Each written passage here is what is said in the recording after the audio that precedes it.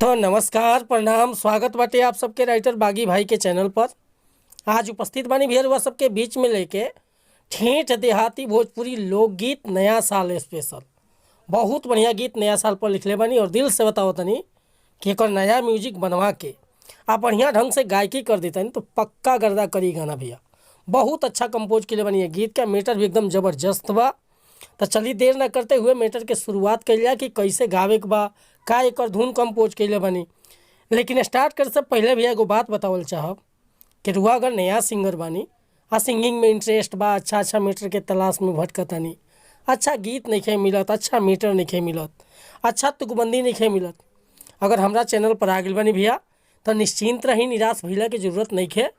रउआ जैसन भी मैटर चाहत होगा भैया लिखवावे के, चाहे हिंदी में चाहे भोजपुरी में, चाहे ट्रैक पर चाहे नया गाना, कोनो भी प्रकार के मैटर रउआ लिखवावे के बा बेहिचक संपर्क कर सकिले भैया। बिल्कुल उचित चार्ज पर फर्स्ट क्लास के मैटर रउआ के मिली, गाना में कोनो प्रकार के शिकायत ना मिली।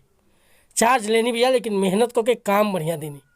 चाहे रउआ अगर सैड सॉन्ग लिखवाओ के बा, लव सॉन्ग लिखवाओ के बा, ऑर्केस्ट्रा सॉन्ग लिखवाओ के बा, चाहे धोबी गीत लिखवाओ के बा, कोनो तरह के मैटर लिखवाओ के बा, चाहे नया म्यूजिक बनवावे के बा, स्टूडियो भी बा अपना पास, तो रउआ कोनो भी काम खतरा बेहिचक संपर्क कर सकतानी भैया। एकदम उचित चार्ज लेनी लेकिन काम रउआ के सोची कि अपना मन पसंद के मिली।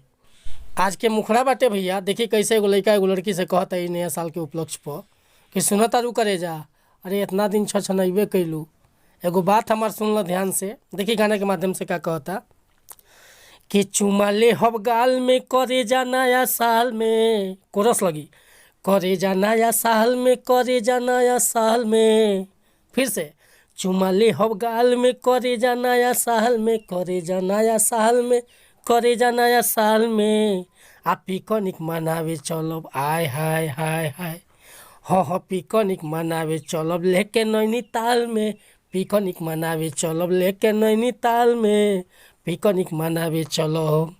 चुमा ले हब गाल में करे जा नया साल में, करे जा नया साल में, करे जा नया साल में, आ पिकनिक मनावे चलब हाय हाय हाय, हाँ पिकनिक मनावे चलब लेके नैनीताल में, अरे पिकनिक मनावे चलब लेके नैनीताल में, पिकनिक मनावे चलब।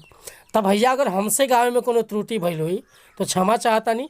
रउआ एकरा के रच के फुल टास ऊपर से गा सकतानी। अगर ये मुखड़ा पसंद बा फुल गीत लिखवावे के चाहतानी तो बेहिचक हमरा व्हाट्सअप नंबर पर संपर्क कर सकीले। हमार व्हाट्सअप के नंबर बा 8874473128। तो कोनो प्रकार के मैटर लिखवावे खतरा आ चाहे नया म्यूजिक बनवावे खतरा बेहिचक संपर्क कर सकतानी भैया। मिलतानी फिर से हम अगला वीडियो में। अगर ये वीडियो पसंद आई हो तो एगो लाइक करब, कमेंट करब, चैनल पर नया होके तो सब्सक्राइब जरूर कर ले। जय हिंद, जय भारत, जय भोजपुरी समाज, वंदे मातरम।